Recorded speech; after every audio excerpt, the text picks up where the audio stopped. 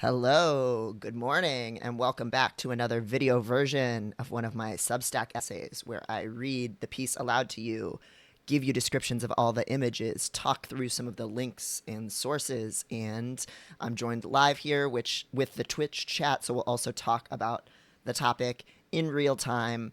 How's everybody doing today? Welcome.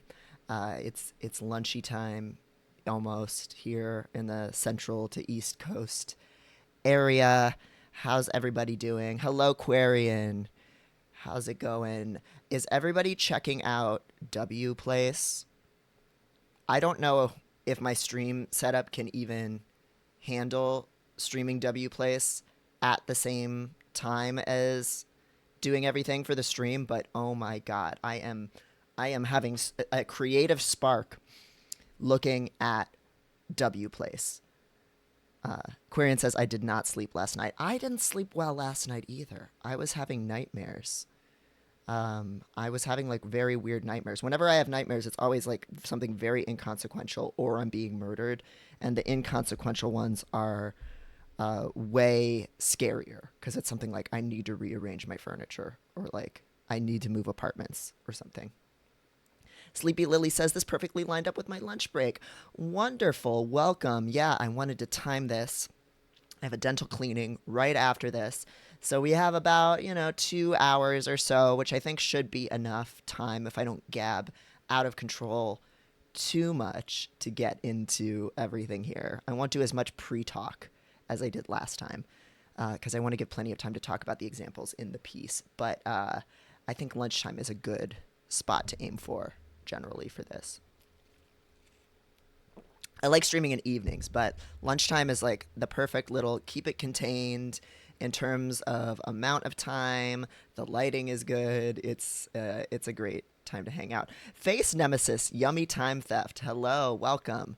Of course, this is not officially Time Theft Today, the wonderful internet culture show that I do with Maddie Test Device, one of my best homies and producer and co-host. But it's always a good time to do time theft. So we're always stealing. So it's always a very pro time theft place. Oh, at work, yes, yes. I just wanted to clarify, just because what Maddie and I do together is very dear to my heart. So I want to make sure to give credit where credit is due. And I'm pretty sure time theft today was her and her spouse's title idea as well. Having leftover Penang curry. Oh my god, that sounds amazing. Yesterday for lunch, I had leftover Taco Bell, like a half-eaten burrito that had like the bite marks on it, and it slapped. It was great. It's more substantial and real than what I usually do for lunch, which is like hunched over a bunch of protein bars. As you can maybe see, a new thing in the streaming setup, I got a office chair. It's so much better for my back. I'm going to scoot in and lock in a little bit. Oh, that lower lumbar support. And I can stim. I can move a little bit. Let me know how that affects the audio. Hopefully that sounds okay. But I got this, the Chicago Alleyway special. People are always moving in and out and throwing out furniture. So I yoinked this bad boy, wiped it down with a couple of Lysol wipes, and got the Allen wrench and tightened it up. And oh, it's great. It's really nice. It has a footrest too. Ooh, like my back feels so much better. If you've been watching these streams, you've seen I've been using a dining room chair with a pillow, and it was truly atrocious. So bit by bit, sorry for the bump, bit by bit, I am repairing my body or not doing further damage to it. I'm going to get my teeth cleaned today, get a referral for a wisdom tooth removal because that be fucking me up. Got my back looking good. Yes, it is a hunch lunch because we are hunched over always. Hello, Neon Meow 69. Great name. Meow meow meow. My cat was very afraid of this chair though. I just opened the door and I wheeled it in, and she ran and hid behind like the corner of the counter. Loki is not afraid of anything. She's never been afraid of anything ever before in our time together at all. And Like, she walks up to people as soon as they come in the house. She doesn't love the vacuum, but she tolerates it. She'll just kind of keep a little distance from it, but she doesn't scare from it. The only time I see her act scared is when she's trying to bait me into chasing her. Like, she'll run at me and be like, "Ooh, I'm scared," and then I have to chase her, but it's like fake scared. But she was terrified of this fucking thing and was like hiding under the radiator and not coming out until I locked it in the room. So that was a trial and tribulation in the house.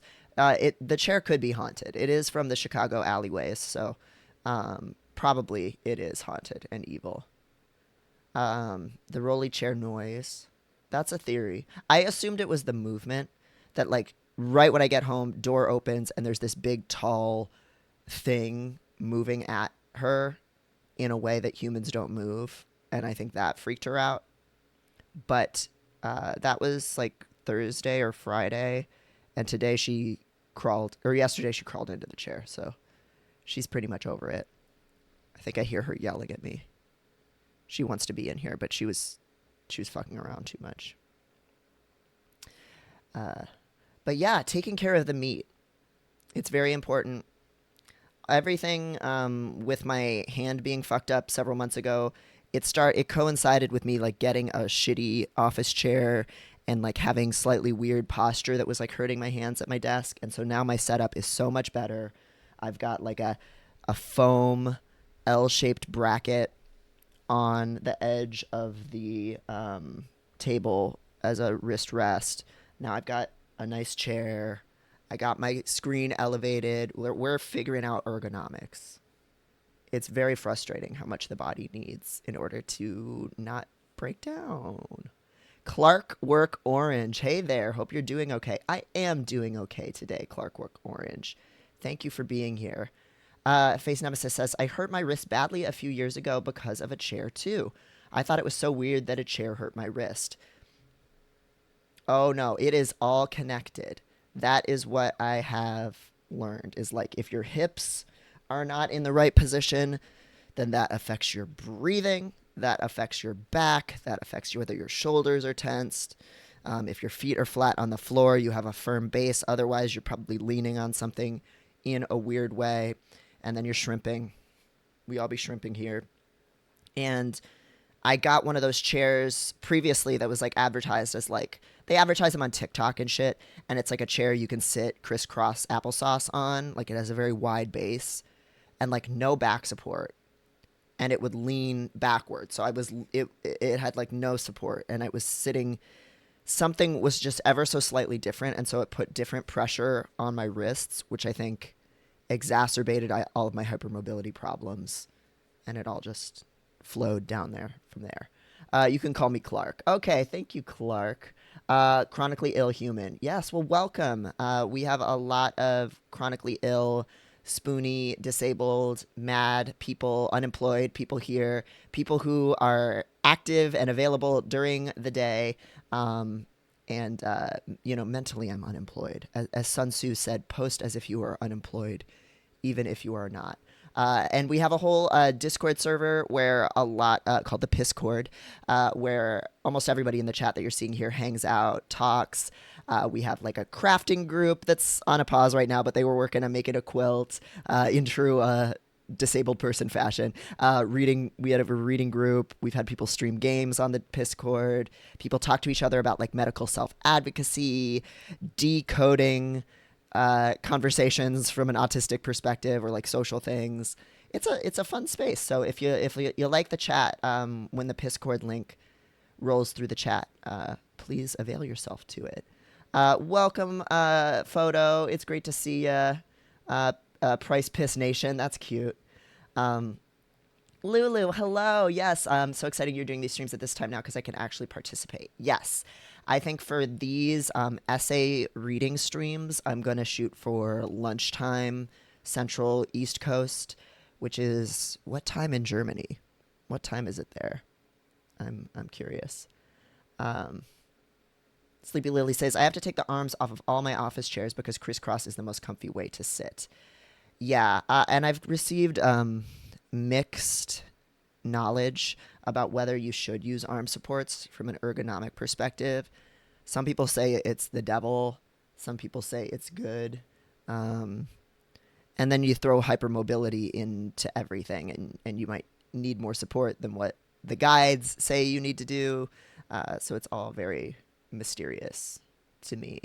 A lot of trial and error and ailments and ouchies have gone into figuring this out. Clark says, dealing with long COVID and a few other ailments myself. My condolences.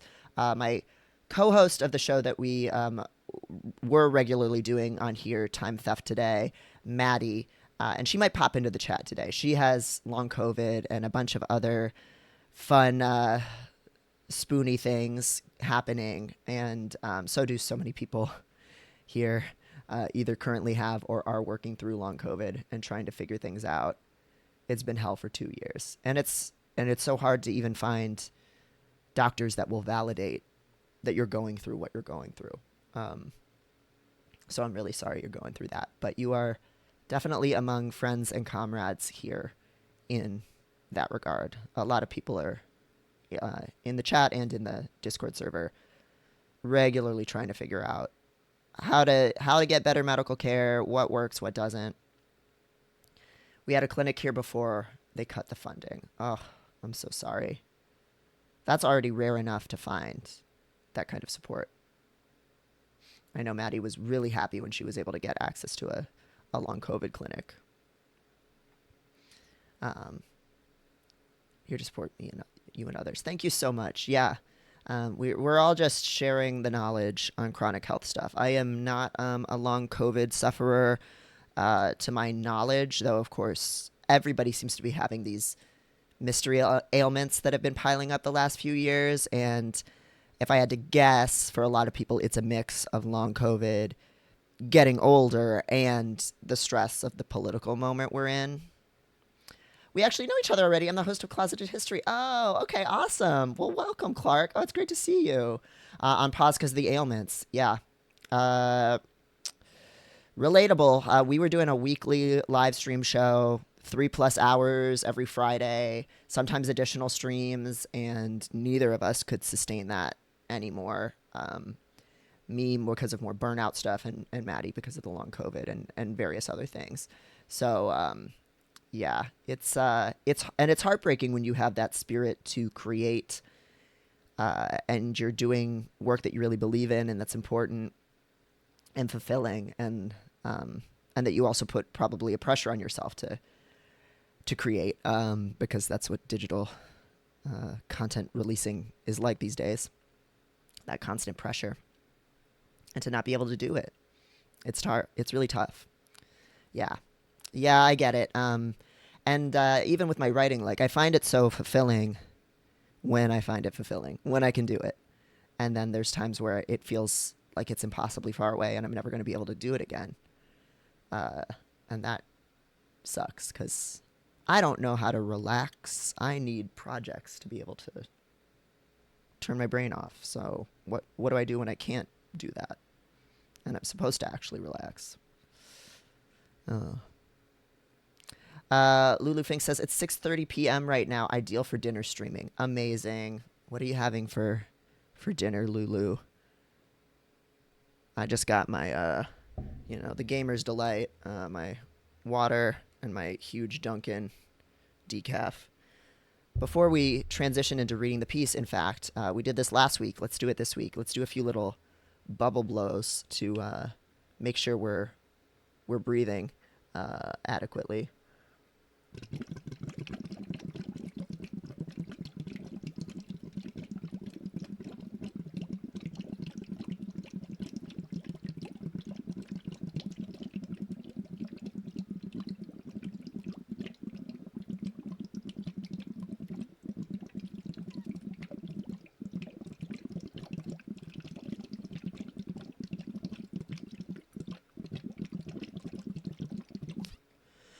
Ooh. I've only been doing this for a couple weeks, and I can already tell my lung capacity and air usage when I'm talking and singing is getting better. Let's just do like one or two more.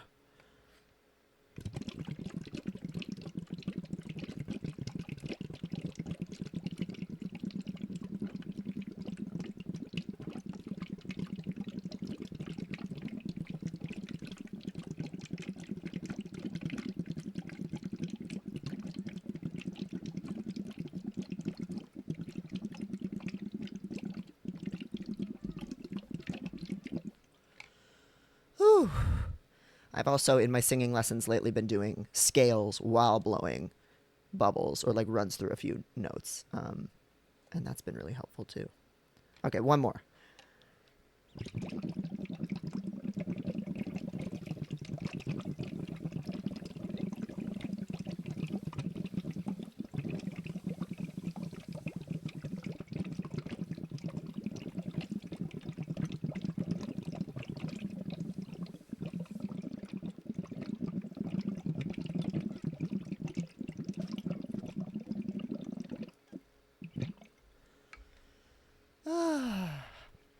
Yes, so for those who don't know, I've been taking singing lessons and I learned I don't exhale at all, which definitely explains a lot of issues that I have in life with stress and everything. And so that's an exercise that my singing instructor gave me. And it's been making it easier for me to speak, sing, work out, so many different things. Excuse me. Quarian says it's so interesting hearing about how this is improving your lung capacity and breath control. I've been playing wind instruments for 30 years, and I used to swim a lot as a kid, and I find it has provided a very strong foundation for breathing. I was a big swimmer, and I would hold my breath underwater and swim like the full length of the pool regularly. So I used to be able to hold my breath really well, but I I guess this is really common for people who are on the computer a lot or on devices a lot, especially. I just hold my breath now like all the time. So I'm having to learn to like give it up. And it's really helping relax me. So highly recommend it. And it's improving my like flexibility and looseness, all kinds of different mobility, all kinds of different things.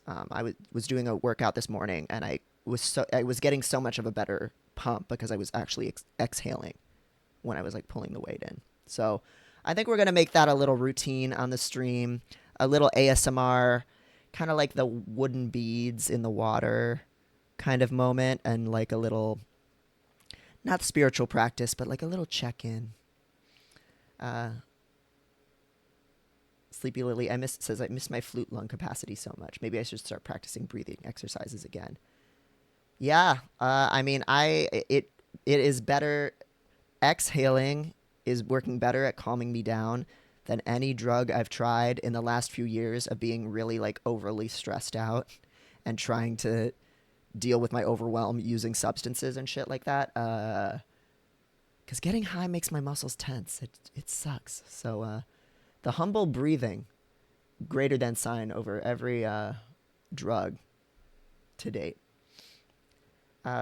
Lulu said mysterious Chinese fish with bitter melon and fried veggie rice. Turns out bitter melon is insanely fucking bitter. I am curious. Quarian's got the water and the green tea. Hell yeah. Multiple bevies is a must for a stream. Absolutely. All right. We've breathed. We've talked about food and watering ourselves, which I have done, by the way. Thank you for asking. Always important to remember before and after a stream. And now we got a good about 2 hours before I have to go get my teeth cleaned. So let's talk about how to cancel someone. This is part 2 in my series on cancellation warfare. The first piece went on Substack last week, and we talked about it on the stream or on a video on YouTube if you're watching the VOD last week, which was how to survive a cancellation, and working with the thesis that cancellation is just a neutral social technology that has had a variety of different impacts on the world.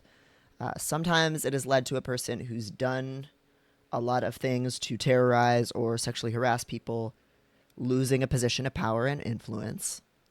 A lot of times people have tried to make that happen, and that hasn't happened.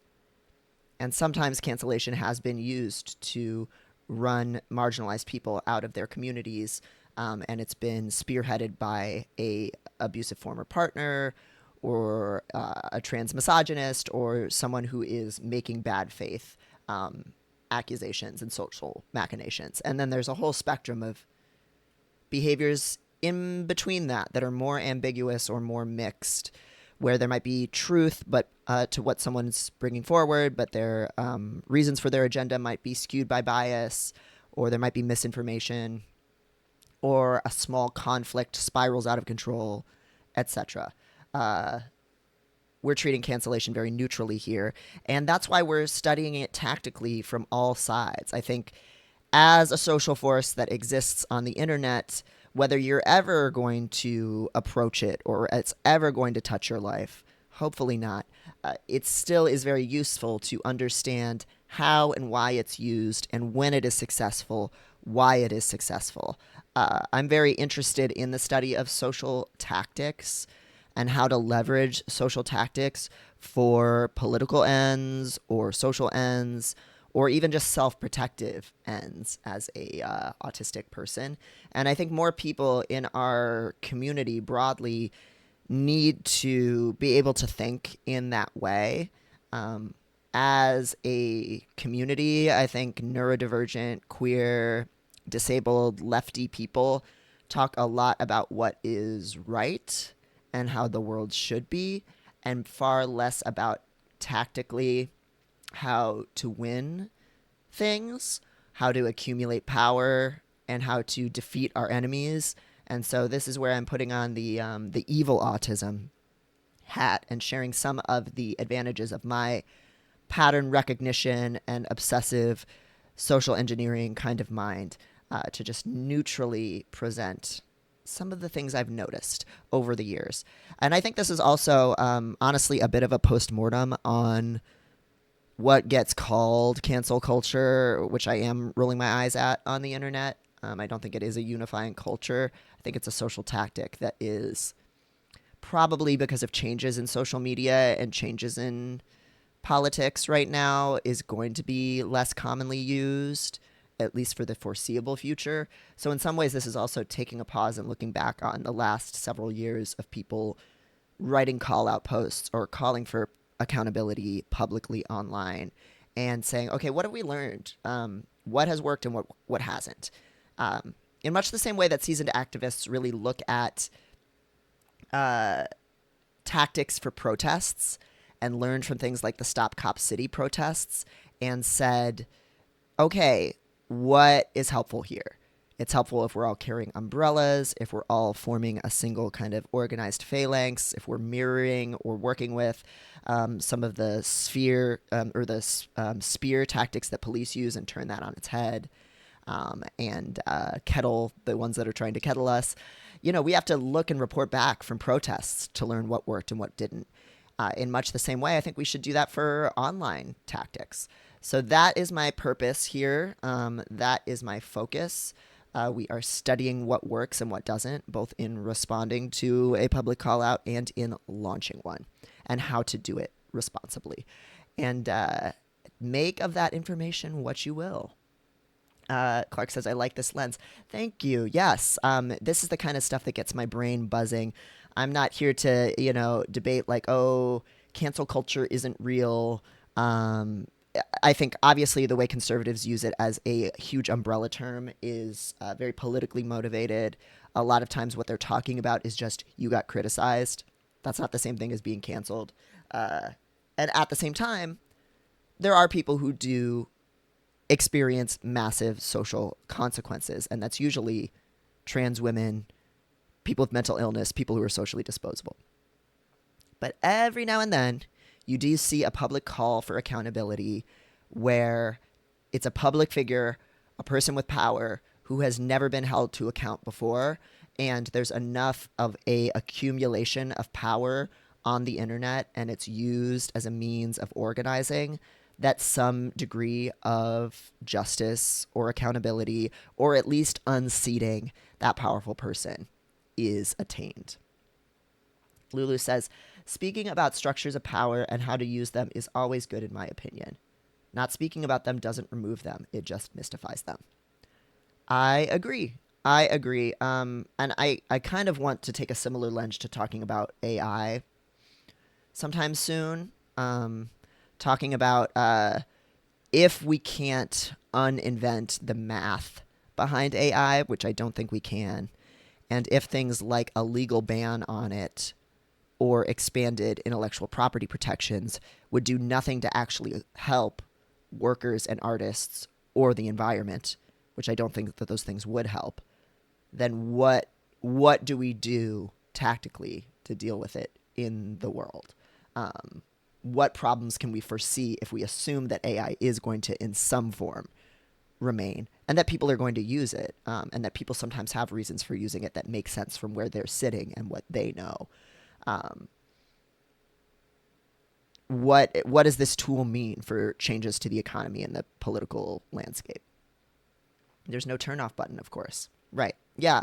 Do you want to be right or do you want to win is one of those questions. And then also, like, are we living and contending with the reality we have?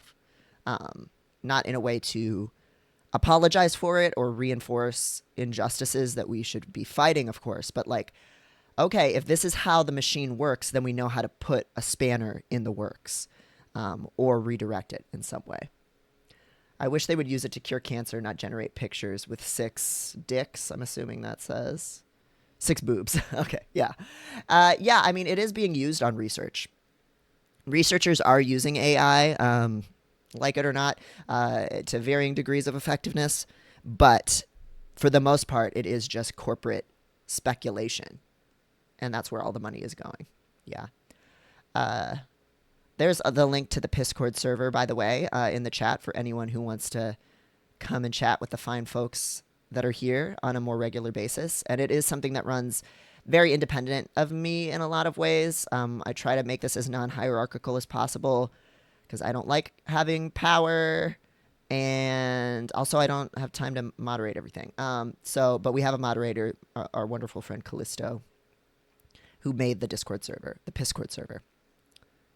Lulufinks says, I was at a visa consultation appointment today where I watched the guy type the questions I had directly into ChatGPT in his laptop.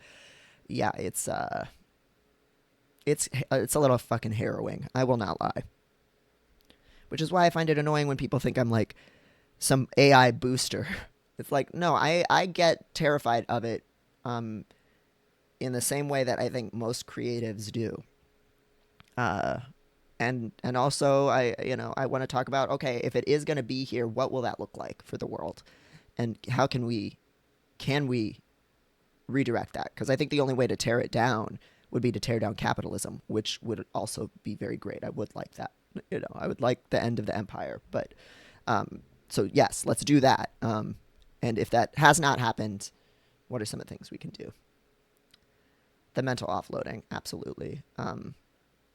People not enjoying the act of creation and the act of critical thought. That is something that's always been hard for me to wrap my brain around. And it's always been a thing that humans have done. Humans like receiving direction. Humans like having a structure given to them and someone clearing up ambiguity and uncertainty with certainty.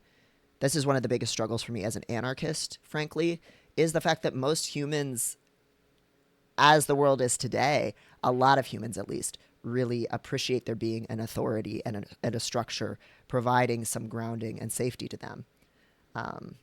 So it makes sense that people turn to AI. People offer up their brains up instead of using them, as you put it, Clark. People are overwhelmed by a huge amount of information and demand on their time and ambiguity, and they don't necessarily have the power of discernment to even know what trustworthy information is and where trustworthy information comes from, right? They don't have a working epistemology. They don't have an understanding of, like, the philosophy of science. Like, how do we know what we know? What are the various ways of knowing and the ways of questioning what is known? And that means they fall for really bad science reporting. They fall for sensationalistic reporting about crime statistics and fear-mongering about stranger danger and cop propaganda. They're easily marketed to. They're easily pulled into conspiratorial groups. And Yeah, to help them get through the fact that reputable information is really hard to find and they don't know how to parse it. Even if they could find it, they ask for an answer rather than information and coming up with the answer themselves. And it's scary. But that's also where it comes from, and understanding where it comes from and why people do it, I think really helps us think about what do we need to be doing differently to empower people. And a lack of people having their own power of discernment and ability to like disagree is such a huge problem politically right now. So there's a little preview of some of my thoughts on AI. Thanks for getting me going. Let's start sharing the screen here. You'll briefly see the guts of my stream here. Here is the essay that we'll be reading out loud today: How to Cancel Someone Online, How the Internet Functions and Sometimes Fails as a Tool of Public Accountability. You can read this for free at drdevonprice.substack.com. All my work is always free forever. Matter of fact, let me pop that into the chat one more time and pin it. Since it looks like we're already like unpinned on that. So you can read along there. And the Substack app will read it aloud to you in like a computer voice. But lately I've been recording these videos. And hello to everybody on YouTube who's an ADHDer, a person listening to this on their drive to work, a blind person, etc. Really happy to have been reaching a new audience in this way. Let's dive on in to the piece. The cover image here is a modified cover of Robert Greene's book, The 48 Laws of Power. He is a very funny writer. He's very much like bro science, bro philosophy. He's married to the writer, director, set designer, painter, etc., everythinger of The Love Witch, Miss Anna Biller. And so I love that about them. They're such a power couple. But instead of the 48 Laws of Power, I've changed it to say the 48 Laws of Canceling. When I posted this on Instagram stories, people hated it so much. They were really annoyed that the text is like not centered, that the kerning is really weird, that the placement is strange, the font choice is strange, and they were like, and also just the idea of the 48 Laws of Canceling, a Robert Greene book. Someone who's like just this side of Jordan Peterson in like association with kind of like the alt-right pipeline. He's not really alt-right, but he's on that pipeline. So people message me like, I hate whoever made this image. And I have to tell you, the person who made the image is me. Anytime I post a meme, almost, unless it's like a famous, well-worn meme, any meme I post, I made it. And if it looks bad, it's because I made it. I'm really setting out to offend everyone of every point of view with this image and with this series. So I hope I'm succeeding there. Let me know how the stream quality is, by the way, now that I'm sharing my screen. If anything is slowing down or chunky, I want to know so I can fix that. In my last piece, I discussed how a person who finds themselves getting canceled on the internet might want to respond. My focus was on helping the canceled person to reduce the amount of distressing feedback they encounter, detach their sense of self from their digital self-image, and take some time away from the internet, in the embrace of trusted friends, so that they could decide at their own pace whether they really owed anyone a response. Informed by the experiences of so many dear friends who have been canceled without cause, I wrote this piece as a survival guide. Here's a link to that piece, what to do if you get canceled online. There's already a video of it. But this piece is for the people who are seeking accountability for some act of wrongdoing. the sexual assault survivors, domestic violence victims, exploited workers, and dismayed fans who want to use the internet to attain justice for some great harm, but aren't quite sure how. Dear reader, I am decidedly not a Clementine Morrigan. I don't think that criticism is violence. I don't think that a content creator's financial success and their private conduct should be treated as entirely separate. And I believe that public censure via the internet can and sometimes should be used to bring powerful forces to heel. Here is a link to a stream of Time Theft Today, my show with Maddie, where we talked about Clementine Morrigan, her history as a anti-cancel culture figure, her motives, and her slow but steady turn toward being a reactionary alt-right figure and TERF. Lulu, I know you've joined me in the Clementine Morrigan hateration before. I can't remember if you were there for that stream, but that's what that link is for right there. I'm also an outspoken anarchist and abolitionist who puts very little trust into large institutions like schooling systems or the government. My life and work has taught me that when a powerful force or figure takes advantage of their position, plunders marginalized communities, or turns an oblivious eye to harm, you can't make them change by asking nicely. Nor can you, as an individual who has been harmed, right their wrongs simply by coming forward and telling your story. This is a link to another YouTube video that I made, and this is about advocating against ABA therapy. I got an email from a young autistic self-advocate who felt that they had a responsibility to speak publicly about how ABA therapy had traumatized them, but they were really worried about balancing personal storytelling against being triggered by having to talk about some of the worst experiences of their life over and over again. And I really said in that video that we get a lot of very individualistic propaganda in the West, in individualistic culture, that says that coming forward, being brave, and telling your story persuasively enough is somehow going to give you that everybody clapped moment where just through sheer force of earnestness and persuasion, you're going to change hearts and minds, you're going to change the world, shift the tide of public opinion, and have all of this power just through making yourself incredibly vulnerable. And that is not how the world works. It does not generally help you as a marginalized person to put a target on your back. Oh, I'm sorry, I'm not screen sharing. Thank you for that. There's that. Here's the video I was just talking about. A lot of people get this idea into their heads that it's like the West Wing moment. Like, I'm going to give a beautiful speech, and that's going to orient people toward justice and save the day. That is not how that works. What you need is power.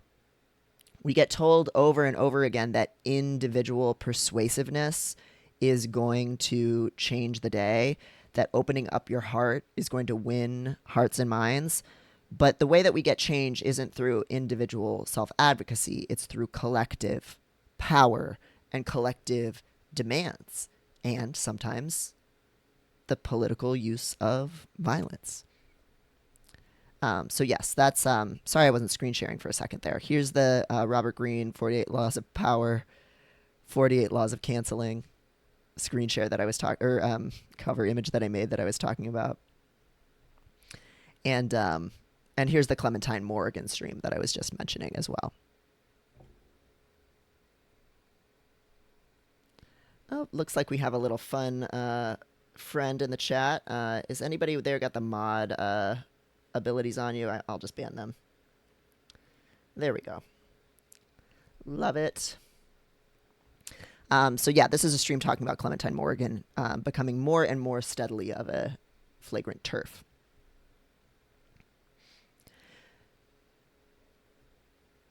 Thank you, Alliance. Alliance. Collectivize. That's right. Thank you, Blue Room. No, if you want to fell the Goliath that's been poisoning your city's water supply or paying a 7-figure salary to the executive who assaulted you, you need to do more than throw a single rock. What you need is a coordinated mass demand for change and hundreds of people to bring their outrage together in a collective show of strength. Now, sometimes I will say hundreds may be more than you actually need. Sometimes you really only need like a few really loud dozens. We do not necessarily need to be in the majority to win. If you look at revolutions throughout the world, like leftist, communist, socialist revolutions, like it's not always, or like indigenous uprisings, slave uprisings, it's not always the case that people have the numbers purely on their side. But if they have the most like skin in the game and their opponents have more to lose by fighting versus adapting to the new reality that the revolutionary force is working to create, sometimes you need dozens rather than hundreds. But the point remains, you need collective strength, not personal self-advocacy and earnestness. That will be a recurring theme in this piece. It's not about purity of heart. It's not about whether your cause is right. It's not the case that the arc of history just naturally bends toward justice.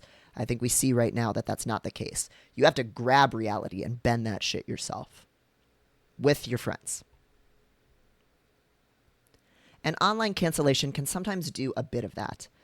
When harnessed correctly, a digital cancellation / call out / demand for public accountability can do things like strip $7 billion from McDonald's stock valuation as recompense for its investment in Israel, thanks to the boycott, divest, sanctions movement. It can make a YouTuber like Shane Dawson lose 60% of his subscribers and all of his monetization for a period of time on his videos after being outed for kissing children at his meet and greets. Or get a repeated sexual harasser of his colleagues like former Polygon staffer Nick Robinson suspended from his job. These are all very different cancellations in how they operate, if we want to even bother calling them cancellations. But they all leveraged online public outrage and repeated coordinated demands that people not forget and that the people controlling the purse strings changed their actions that eventually led to some real consequences for these people. People sometimes say, oh, cancel culture isn't real because almost every person that gets canceled comes back into the public light. Aziz Ansari, to speak of somebody we talked about last week, has a new movie coming out where he's like a star. And so certainly that's true. Like Shane Dawson still has a YouTube channel, but he is not operating at the level of power and influence that he once was, and I don't think he ever will again. Now he's like chum in the water that like a bunch of different YouTubers like feed off of, and that unfortunately does keep his career and relevance propped up a little bit, and there's kind of fucked up incentive structures there. But is he going to hold a meetup where he's making out with children ever again? No. The culture has already changed on that.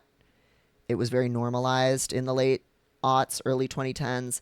But a lot of things that him and, your Colleen Ballingers, etc., would attempt to do in the past, they just can't get away with anymore. And part of that is thanks to public outcry. And Nick Robinson has had to really go solo in his career ever since stepping down from Polygon. Blue Room says, I'm going to go ban that troll in a few other places. Godspeed. Thank you. Thank you for protecting our spaces, Blue Room.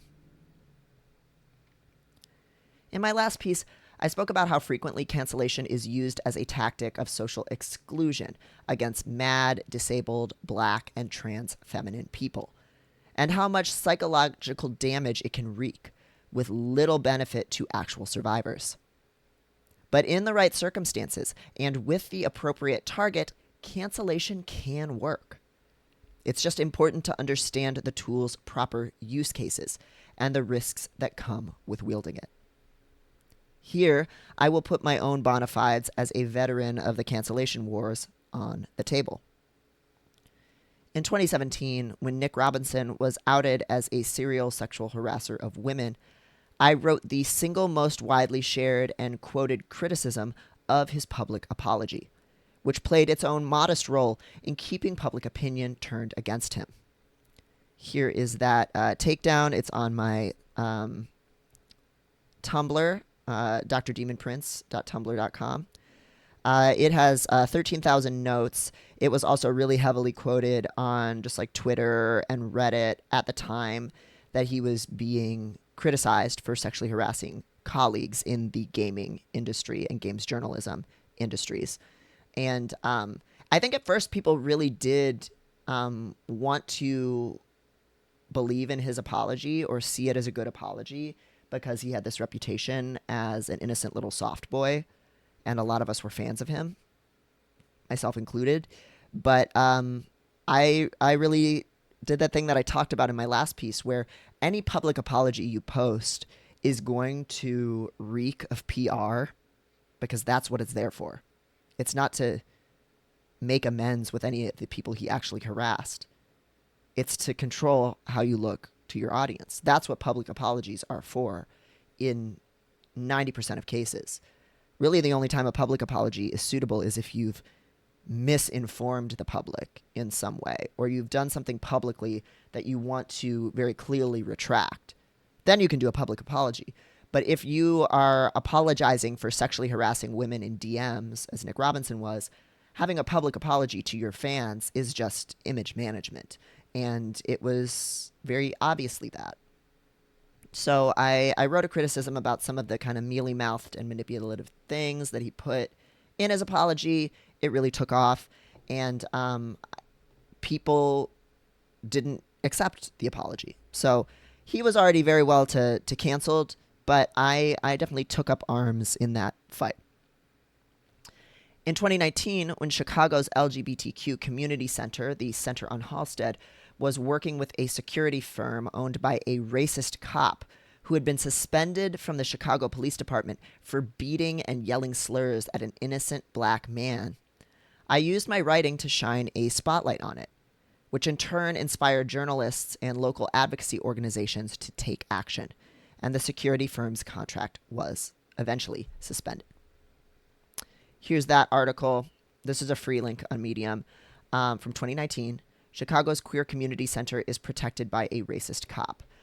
It got more shares on Instagram because I had a very specific call to action. Got all my receipts here. And then here I had a call to action. Call the center, call the CEO and the operations officer. Tell them that Walsh Security has got to go. If you're curious about that whole history, you can read up on it. Thankfully, Walsh Security is no longer providing services to the center or to Boys Town, the kind of queer neighborhood that it's housed in.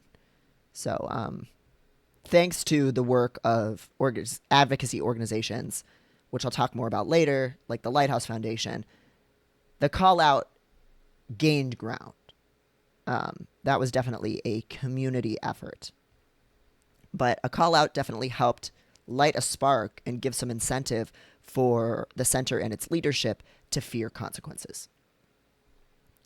I have called out the Chicago Tribune for refusing to use non-binary people's pronouns, which they immediately issued a statement saying that was not their policy to not use they, them pronouns. But that's what a editor had told a non-binary lesbian after misgendering her in an article that same day. So you tell me. I have called out the South by Southwest conference for working with the U.S. military when I pulled out of an event in solidarity with the Palestinian people 2 years ago. And I've also posted writing calling out my own colleagues for using questionable research protocols that have led to the publication of specious study results. Most recently, I've called out Medium for shadow banning work from polyamorous and queer writers. And you can watch the Instagram reel about that too.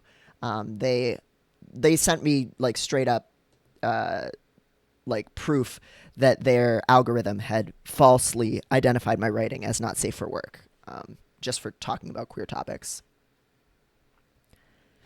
I've also written frequently about my domestic abusers and rapists, including former classmates of mine and a beloved Chicago stand-up comedian who died in 2014. In public, I have never named these men, but I've shared enough information for them to be recognizable to anyone in the know. I have no doubt that my public messaging has impacted the lives of these men. Well, the ones who are still alive.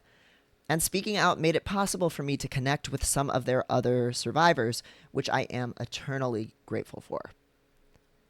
I do not think that it is usually possible for a person to be held accountable in a meaningful way by a group of internet strangers they have never met and have no relationship with. I think that's sometimes a struggle in calls for accountability. If you don't have any shared community or relationship, what power is there to leverage? And what would accountability even look like?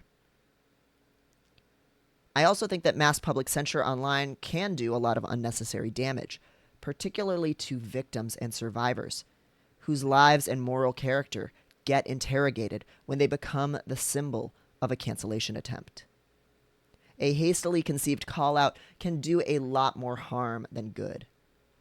But like any other tactic, cancellation has an underlying logic behind it, and its effectiveness is determined by how well it harnesses the emotions and social power of its audience.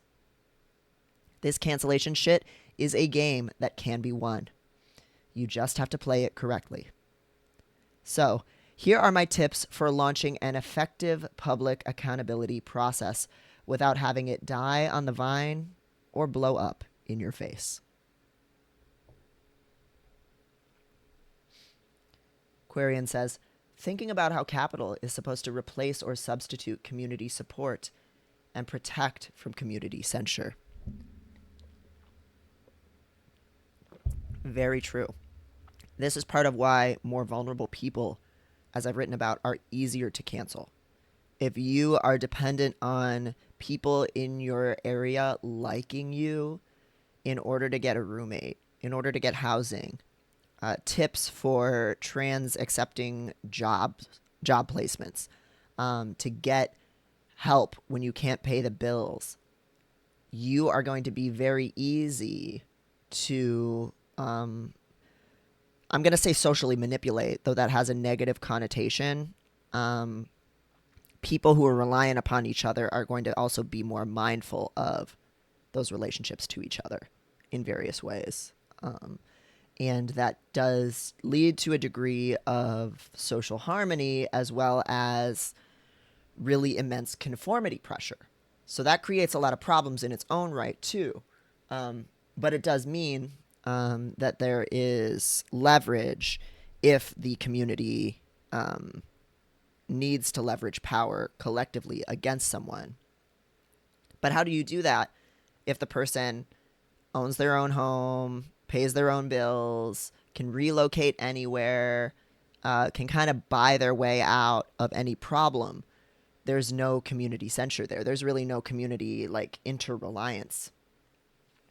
So there's inherently a power imbalance there, obviously, from having access to lots of wealth and influence and connections.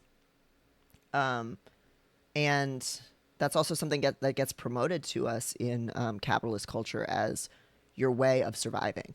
Like when I was a libertarian as a young person, that was my thought of how I would be free from being community censured by all of the straight, cis, sexist people all around me. You know, like I thought, oh, I just need to make a lot of money and live independently, and then I don't have to worry about my community of predominantly Christian, white, cishet people punishing me for not being like them. You know, so this goes a bunch of different ways. But when people have capital, they think that's going to give them freedom. And that's the tool for like self-advocacy, again, that people think of in individualistic Western capitalist culture. It's, again, all about individualism rather than any kind of collective care. And there's much to be said about how difficult it is to actually get community support if people just don't like you, if you're not social and you're not likable. And that is still a really huge problem that I think we have to contend with. And that, as an anarchist, interests me immensely. But, and the conformity pressure concerns me, you know, in a lot of different ways. But also, those are also tools of social cohesion and tools of social harmony that can be very beneficial as well. So, step 1 in how to cancel. 1, know your target. To launch an effective cancellation, you first need to make sure that your target is suitable for a public accountability demand in the first place. For the most part, online cancellations are useful at directing a lot of negative attention towards someone who is already active on social media, or for shifting public opinion against someone when they've already been made the subject of public discussion, such as when they are on trial for domestic violence. We've seen this work against Amber Heard, unfortunately. It is pretty difficult for an online call-out to affect an anonymous figure or a person who doesn't have a strong web presence. So if your target is a mega famous celebrity who does not post and doesn't run their own socials, or a completely obscure figure with no social media presence or cultural relevance, it's less likely that an online cancellation will work. I think it's important on both an ethical and tactical level to consider just how powerful your target is. If the person you are trying to publicly cancel is a broke trans person, known only to your local scene, there is a risk of your campaign being seen as excessive, and the consequences of ousting them from social good standing being far larger than you could have imagined. It's usually best to settle matters interpersonally where you can, and to converse with survivors and community organizers privately before launching a public statement that can't ever be undone. It is in my personal ethics to reserve the tactic of cancellation for powerful institutions and publicly known, wealthy, or influential people. These are the entities that have the greatest capacity to hurt others, who stand upon the tallest, most visible pedestals, which makes them the easiest to topple. Still, it is important to identify just how much social influence and support your target has, and to prepare for any backlash they and their fans might launch against you. This is not a fight to go into half-cocked. Aim straight, keep the focus on your one specific target, and be ready to defend yourself when they return fire, because they will do that. Step 2, identify a realistic and specific goal. Far too many aggrieved parties launch a cancellation without any sense of what they want to have come out of it. They just know that they've been wronged, and they're hurting, and they want the world to know. But the desire to express one's pain is not a sensible reason for launching a cancellation. If all that you've thought about is the emotional or moral righteousness of your cause, you're going to get pummeled when it comes to the practical side of things. Do you want to be right or to win? I'll illustrate my point with an example. Some time ago, a friend asked for my advice in dealing with a former roommate who had abused them and stolen hundreds of dollars worth of their stuff. The former roommate was themselves a disabled trans person who was in a financially vulnerable position. Calling them out publicly would have been a decidedly bad look for my friend, and wouldn't have righted the wrongs or gotten my friend's money back. The real problem at hand was that my friend was hurting and needed community support for the mistreatment they'd faced and the financial losses they had incurred. And so, rather than writing a public call-out of their former roommate, I encouraged my friend to make a post explaining that they'd recently been mistreated and stolen from, and needed their community to chip in with donations and words of support. This allowed my friend to get care that would really help him without exploding a private matter into an online controversy.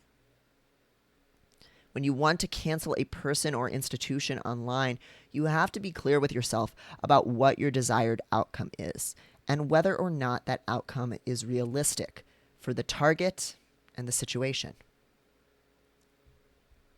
Here are some example outcomes that you could aim for. Note that they are most attainable when the target is a public figure. I want to warn potential partners, colleagues, or community members that the target is dangerous. I want the target to lose their job. I want the target to lose social media followers. I want the target's events to get less popular. I want the target to lose sponsorships or monetization online. I want to shift public opinion about the target. I want a local business or organization to end their contract with the target. I want the target banned from an event that I or their victims frequent. Your goal should be specific, observable, and something that you and your allies actually have the power to influence. Things like, I want the target to feel bad, or I want the target to take accountability, are generally not useful goals of a cancellation. You cannot control what another person thinks or feels, or what they choose to do. And launching a mass call-out campaign is just about the worst way to make somebody be receptive to meaningful change. So you usually want to think of it as, this is war. By the time you're going to a public tool of calling someone out, you are engaging in a kind of social warfare tactic where you're no longer trying to get the individual person to say, you're right, I'm sorry, I will rethink my actions, I will do something to the aggrieved parties to make their circumstances better. The second you are publicly calling them out and turning kind of the public masses against them, they are going to go on damage control and defense, and they are not going to want to come to the negotiation table with you. Operational security is of utmost importance when the target is of a certain size. You read my mind, Blue Room. We will definitely get to that, and feel free to share any OPSEC tips in the chat, anyone. When a person gets attacked online, they get defensive and focus on image management. Hell, I just advised them to do so in my last piece on what to do if you are canceled. So make sure your tool matches the task at hand. Private conversations are for interpersonal conflict. Cancellation is for knocking down the powerful. Number 3, understand the risks of speaking out. Whenever you take aim at an influential person or organization, you can be assured they will launch a counteroffensive. They will demand proof, call into question your receipts, dig up unflattering information about the organizers, slander the names of accusers, harass victims, and terrorize your supporters. They may also retaliate against anyone they currently hold power over. That's an important one to consider when we are talking about a domestic abuser who has a current partner. This is something I've seen happen over and over again, and I find it very frustrating where an abuser will be called out and former victims will speak out and people will come for the abuser, but they'll also come for the abuser's current spouse or partner for being complicit in that abuse or for not leaving the abuser. That person is probably being abused. So you really need to be mindful of how much when an abuser is angry and they feel attacked by outside forces, how much they are going to retaliate against anyone they currently still have power over. Now, there are gradients to this. Like, I understand people not having any sympathy for Grimes, but Grimes has been very publicly manipulated and abused and controlled by Elon Musk. ever since they're split. And so, and that doesn't change the fact that she's like complicit in a bunch of white supremacist bullshit. You don't have to like her or think she's a good person. I don't think she is either. But she's also an active abuse victim until her kids are like 18 years old and maybe beyond then. You see similar things with like people criticizing Kim Petras for working with Dr. Luke. I am more concerned about her for working with Dr. Luke and what that might mean for her and her career, because he's already denied her the right to work with other musical collaborators because he kind of controls her career. I'm choosing very famous people, and if you hear these examples and you're like, yeah, boo-hoo, these pop stars are being criticized, I don't care. I get it. You know, you do not have to be a pop girly like me and care about this parasocial shit. But there is relevance here to like real life issues and people in your life where somebody who's actively in a relationship with an abuser, you do have to be mindful of what is going to affect them and what they have the power to do or not do. You also have to worry about backlash against the survivors who are coming forward. Are you prepared for the backlash? Are the rewards worth the risks? These questions are especially vital to answer if survivors of sexual violence or domestic abuse are coming forward with their stories. We all know by now just how often survivors are accused of being sluts, narcissists, borderlines, and abusers when they share their stories. They may be sued for defamation or libel, too. They may find it re-traumatizing to see the details of their abuse debated on social media over and over and over again. When I have written about my own assaults, I have found it both cathartic and triggering. Many years out from having done so, I don't regret sharing my story, but the onslaught of questions and doubts that I received really changed me. I think the most important task for the survivor is to protect themselves and focus on their healing. Sometimes that means closing the door on a justice that might never come. This is a link to a piece that I wrote years ago. I used to write about my own sexual assault experiences a lot more, and I would constantly get questions, criticisms, people misgendering me, and this disgusting thing would happen where people who had assaulted people would send me emails telling me all the details of what they had done and asking me to like forgive them, to like bless and forgive them. So I wrote this piece called I Have Nothing More to Say About Rape. So if you're curious about that stuff, that's a vintage DP piece.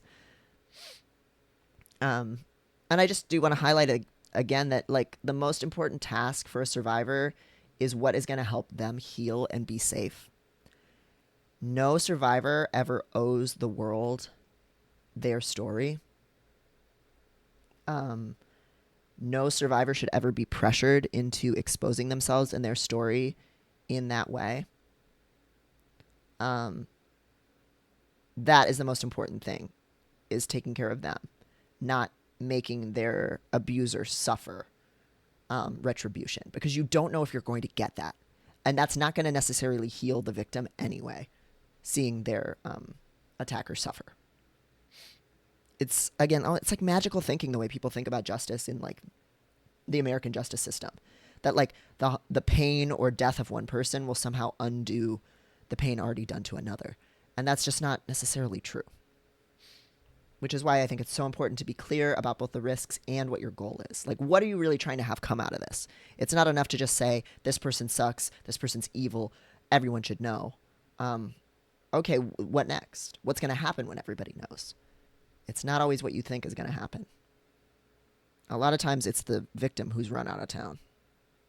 Honestly. So before you launch a public accountability process of any kind, make sure that it's in the interest of every survivor to face the public. I have seen organizers tell stories of abuse that were not theirs to tell. Things they've been told in confidence and then shared. I've watched clearly traumatized victims expose themselves to criticism and mass rubbernecking when they weren't ready. You need to have a plan in place for supporting survivors when the backlash inevitably happens. Some things to consider. Who is going to manage the victims' social media accounts? How will you keep victims safe from harassment in their community or at public events? How will you pay for victims' therapy or anti-doxing services? Services like Delete Me, which I can personally swear by. If you get doxxed, Delete Me is pretty useful. Costs money, though. Costs a couple $100 for a couple of years of coverage. The other question to ask is, how will victims feel if after all this revisiting trauma and risking exposure, nothing actually happens? This is an outcome you need to be prepared for. What are you going to do if, even after airing out all of this dirty laundry, nothing happens? The abuser is still in power. Will the victims feel glad that they told their story? Will they feel used? Will they feel like they did all of that for nothing? Will they feel worse off? This is a very real possibility that you have to just talk through.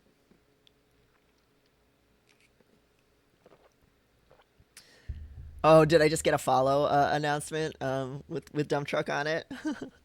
Thank you for the follow. I missed it. Thank you. Yes, that's my chinchilla dump truck. Blue Room says, just because Kiwi Farms got shut down doesn't mean that those toxic people are not still out there. They were still able to find the hotel Keffels was in just by the pattern of the sheets in a photo they posted after they were swatted. Or maybe not Keffels, because Keffels is she. Kiwi Farms is not shut down, by the way. They lost their host, but it's up again. They found another host. Last I checked, and I check more often than I ought, but I am talked about on there, Kiwi Farms is still very much up. And they are still organizing harassment campaigns against lots of trans people, lots of fat people, lots of autistic people, including friends of mine. And every now and then they talk about me. Step number 4, build collective social power. Actually, at the Blue Room, your point was an example of how toxic a foe's community can be and to never underestimate their resourcefulness. Yes. Jesse Single is another one. I've called out Jesse Single for his transphobia, and he's sent mobs against me. He's threatened publications that I've written for with legal action. I've been threatened with legal action before for things that I've written. You really have to be aware that you could be swatted, stalked, sued, etc.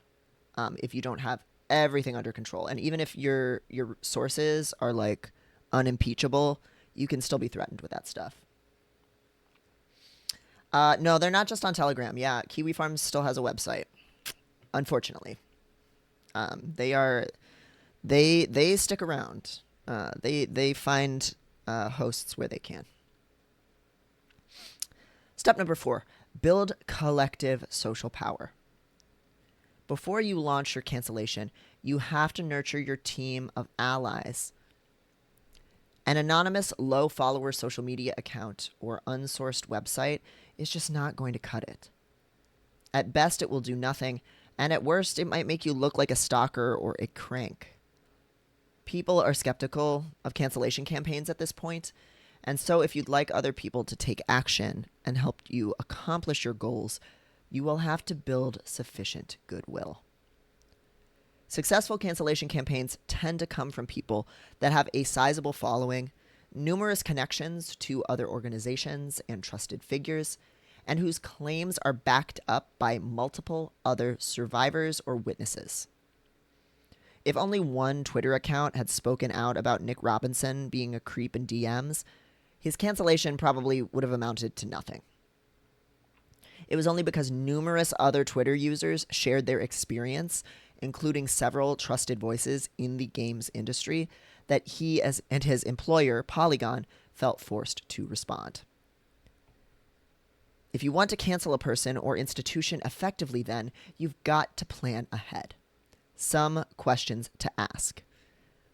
Are there multiple victims? Are all of the victims willing to speak out? Is every victim on message? Do they have a consistent story, a consistent ask? Or do different people have different stories and agendas? Victims are human beings, so they are flawed. So this is something you have to keep in mind.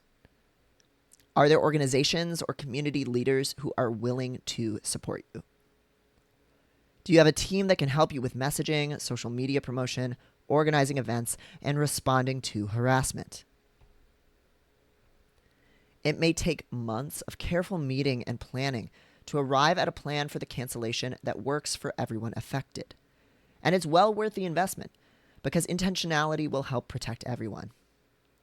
If every person has a different story about the target and a different desired outcome, or if you're not certain that anyone in a position of power will take your side as an accuser, you're at the risk of creating a confusing, messy dust-up that only blows back onto you.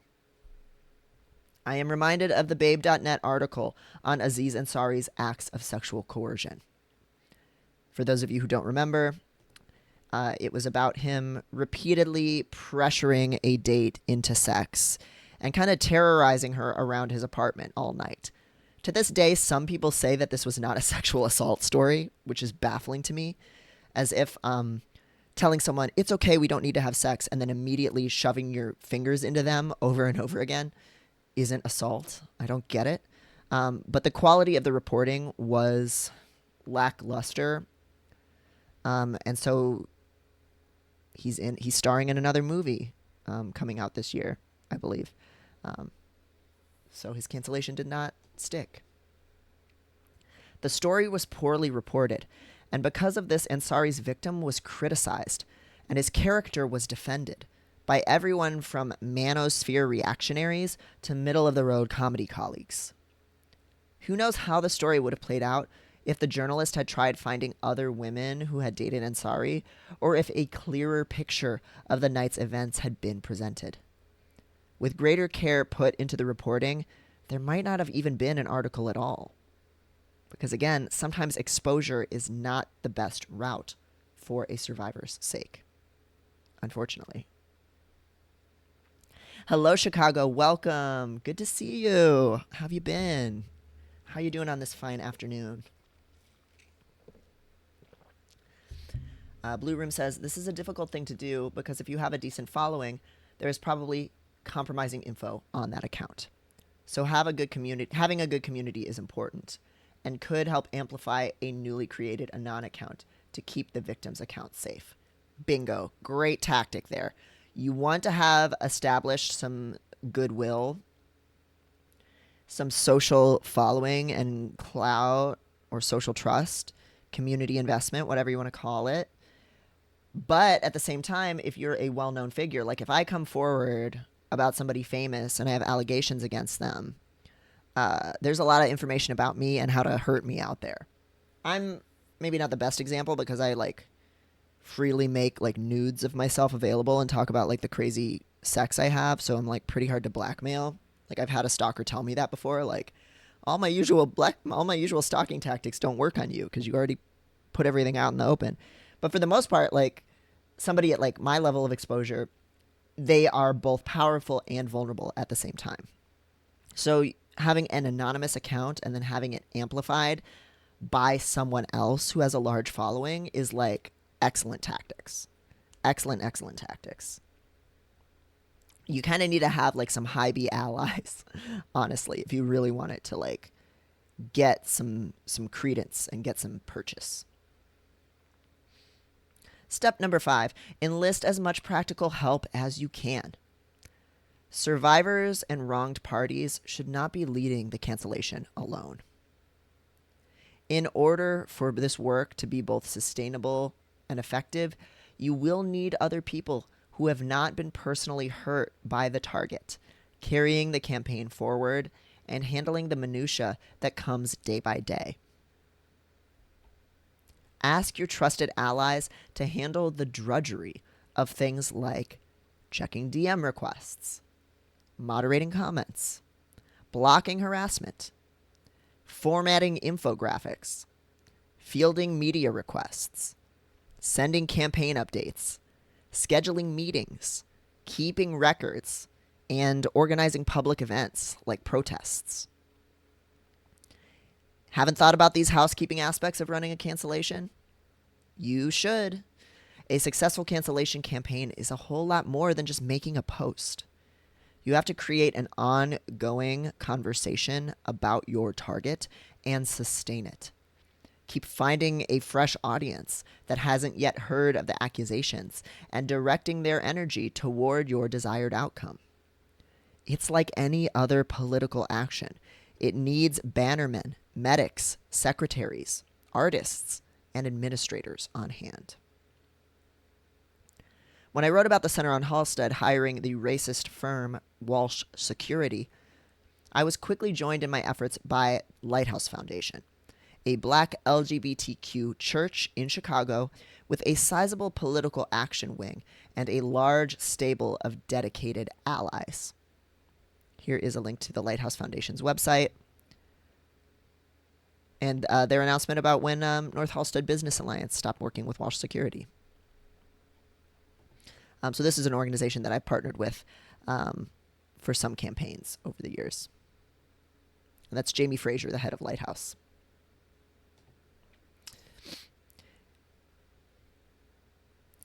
It was Lighthouse Foundation, not me, that organized a protest outside the Center on Halstead and started inviting real journalists to its organizing meetings.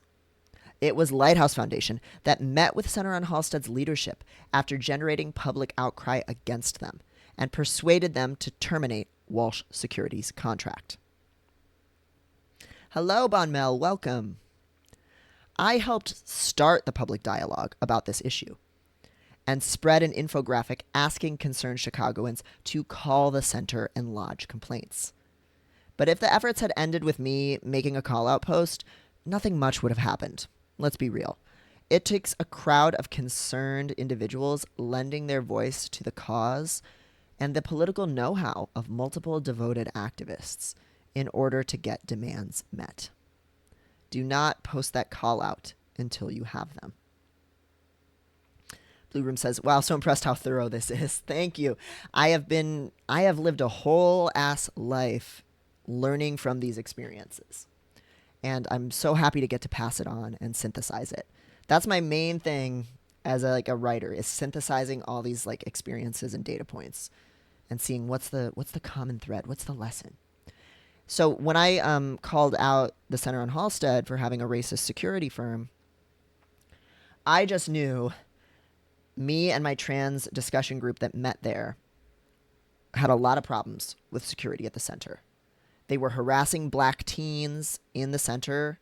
They were making it an unsafe space for black trans people, and we needed to make it publicly known to help change things, hopefully. And really, to go back to protest tactics that we talked about before, posting about it and writing about it online was like the spear that broke up the crowd a little bit. I managed to get people calling the center, tagging the center on social media, emailing the center, and freaking them out a little bit. So I gave that little opening. I scared them and made them feel vulnerable. It was this little moment of opportunity. And the Lighthouse Foundation took it and ran with it. They were the ones that kind of rushed in and said, okay, you're worried about public outcry now. We're going to have dozens of people on the sidewalk outside of your facility with banners, talking to people on the news, amplifying what has happened, making it visible to anybody who drives by or tries to go to the center. And then also, now that we've got you feeling really scared and vulnerable, it's kind of, this is such a classic activist tactic. You have them scared, and then you have one person who comes forward representing your cause, being the reasonable voice, saying, let's sit down in private, let's have a conversation, let's see if we can work something out. You don't want more of these protesters outside making you look bad, do you? Here's what my group, here's our concerns, and here's what we need you to do. If you make this contract go away with the security firm, you're not going to have more people protesting on your sidewalk anymore. But if you don't come to the conversation with us and make some concession, we're going to just keep doing this, and it's only going to get worse for you. Aquarian said, "How could you tell it freaked them out? Because they were blocking me and like things like that. Because they were like trying to shut down the phone number, like things like that. They were trying to. I can't remember if they issued any public statements about it at that point. They did the opposite of the things that I said in my "What to Do If You Get Canceled" piece, right? Like if you're getting canceled, you shouldn't show any sign that you know that you're being canceled. You don't acknowledge it. You don't act scared. You don't change anything you're doing.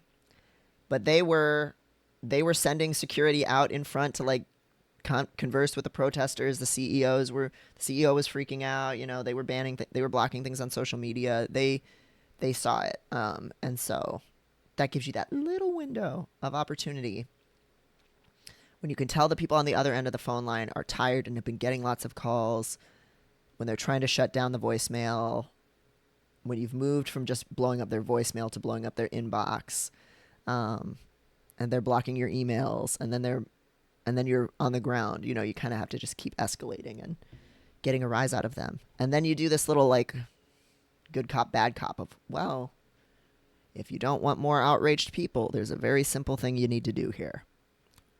And then you lay out your demand. This is also why liberal appeals to making protests civil do not work. You want your protest to look kind of fucking crazy. Even if you have like a very reasonable like policy demand, a compromise that is possible, you want your protesters to be fucking crazy and burning shit and loud and pissed and in huge numbers, because then that is giving you more pull in the direction of your side. You're going to pull your opponent more towards you, more towards your center of gravity, and make them make a concession that's more in line with what you actually want. So you want your mass protest movement to be extreme, because that's pulling the Overton window. That's shifting people over towards your position, because then you can say, you can have your kind of negotiator, if you will, be the reasonable voice. And the reasonable voice says, well, I mean, these protesters, you don't want more of that, so why don't you just terminate the security contract? This place is trying to burn, everybody outside's trying to burn your facility down. Doesn't ending the security contract sound like a much better deal? Versus if you start with, we want you to end your security contract, then the point in the middle is something like, oh, we'll launch a committee to investigate it, to see if there's any complaints with this security firm. No. You do not want to meet in their middle. You want to create the middle. And one way you do that is by being extreme. Like we should learn this from conservatives. Like conservatives have moved the Overton window in a rightward fashion by being so extreme. We can do the same fucking thing by burning cars and protesting loudly outside and making extreme demands. The reasonable like decorum and compromise is for the person at the negotiation table. It's not for the mass protest movement. This is just like Persuasion 101. A Alliance says, I've always struggled with the revenge aspect of seeking justice, but looking at the work required for a successful campaign, it's starting to seem like a useful energy source to get something more organized, mobilized, and sustained. i.e., the problems start when it isn't applied well or takes over the goals or leaves the harm behind. I think that's very smart. Revenge isn't really your goal, because what does that mean? How does that help anyone? But revenge is a fuel. I think you're right. And you can present your political victories as a form of revenge, right? Because people will get involved in your campaign if they feel emotionally invested. And part of the way you do that is first you get them really angry and fired up. And then after they've helped you, you make them feel victorious. Because then if they feel victorious, they feel powerful, they feel like they did something that mattered, and then they're going to do more for your cause. So if you say, great, we've got the enemy running, we've scared them, great work, we got this one small victory, we got our revenge. You frame it as revenge, like, oh, the Center on Halstead is scared of us, we got them. The CEO is scared of us, we're getting revenge. then people feel really good. And so then they want to help you more. And you can say, okay, we need one more thing from you in order to really cement that this contract is going to be canceled. You need to show up at this protest. And it's almost like a victory lap. I have seen this work in many political campaigns I've been involved in over the years. You want to get that spark, and then you also need to reward people for participating. And I think the language of revenge or justice can be really useful for that. Because if people feel like, yeah, I taste the blood, I got a little taste of my opponent's blood, then they'll keep going. Step number 6, write a clear, succinct, well-supported call out with receipts. Have you ensured your target is suitable for cancellation, articulated a feasible goal for your cancellation campaign, and built your dream team of allies, survivors, and support staff? Congratulations, you are ready for your call out to launch. Just make sure you're presenting information properly. Here is a little infographic I made. Well, that's calling it a lot. I wrote some things down in MS Paint in like large serif font with bullet points. Anatomy of a call out. Name your target. Explain who they are and why they matter. Name what they've done. Provide well-sourced proof. Explain why it matters. Give the reader specific actions to take.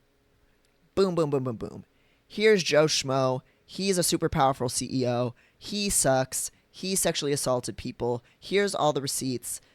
He is still in charge of running a company that has many female employees, like the women he assaulted. I need you to go kill him right now.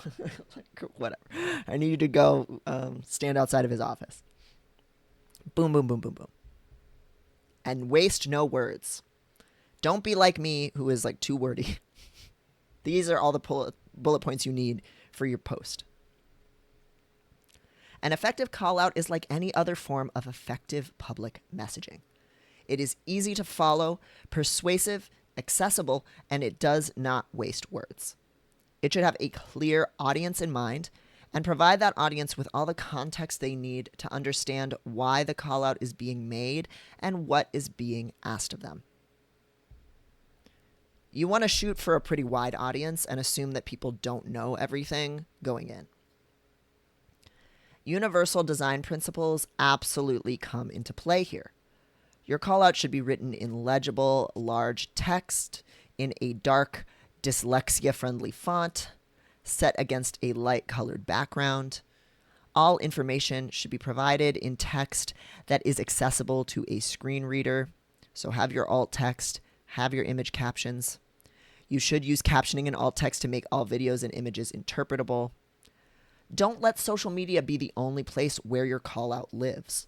You should have a mirror, either a backup document file or a website in case the posts get banned from social media for being harassment, because your target will report it as harassment. Provide a clear background on the target that indicates who they are and what makes them so powerful. If someone doesn't frequent your contra class, church, local bar scene, or theater community, why should they care about what this person has done? Consider mentioning awards they have won, positions or titles that they hold, or statistics on their reach to convey how powerful they are. Next, name the target's actions accurately and help the reader understand the scope of the harm they have done. Be precise. Vague accusations of doing harm, being unsafe, being racist or transphobic, or being a predator, and the like are not helpful. And people have used those words in such varied ways at this point that people have come to mistrust them. You want to write in the active voice, so you should be using action verbs. Tell the reader who did what. So it's not so-and-so was harmed. Victim was harmed. No. Flip that around. Accused party assaulted so-and-so. Accused party discriminated against members of a group. This is a piece I wrote a while back called "Want to Highlight the Cause of an Injustice. Write in the Active Voice." When we are talking about harm or discrimination, don't use passive language like was harmed, is violent, is transphobic. Give specific behavioral examples and action verbs. So here's an example. I am sensitive to fragrances. Fragrances becomes this office full of perfume smell disables me. You have an action verb instead of a form of the verb to be. Lots of instances in which you're talking about injustice where switching to the active voice is very helpful.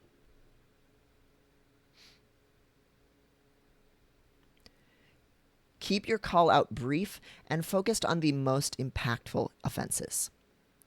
Tumblr call out posts have become infamous for listing harms such as being a pro shipper right alongside accusations of grave robbing, running an unlicensed psychology practice, and child enslavement. Yes, these are all real examples. If you haven't heard of this and you're curious, you can Google Sixpence EE Heals. That is a very famous horror blogger who had a child slave in the Philippines and was running an unlicensed psychology practice on the internet. Shit's wild on Tumblr. You don't want to bog down your audience with needlessly insular beef. Focusing on petty grievances makes your cause look bad. Fewer accusations equals less to nitpick.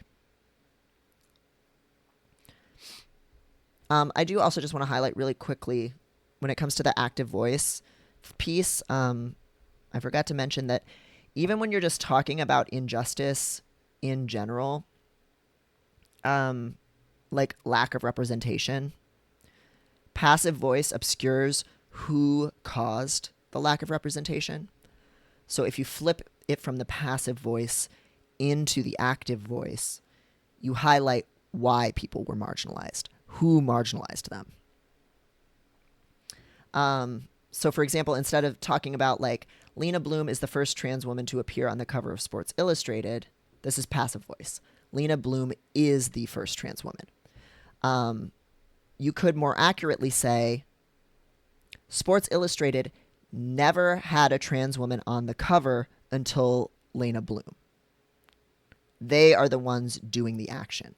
Sports Illustrated never selected a trans woman for its cover until Lena Bloom. It's nothing that Lena Bloom possesses as a quality. It's not that she is the first trans woman. It's that Sports Illustrated never invited any trans women until her. So that's the active voice. Who is the one actually carrying out the action? Put them at the front of the sentence and choose a verb showing what they did. Blue Room said, this is so informative and meticulous. I mod for Lance, the Surfs TV.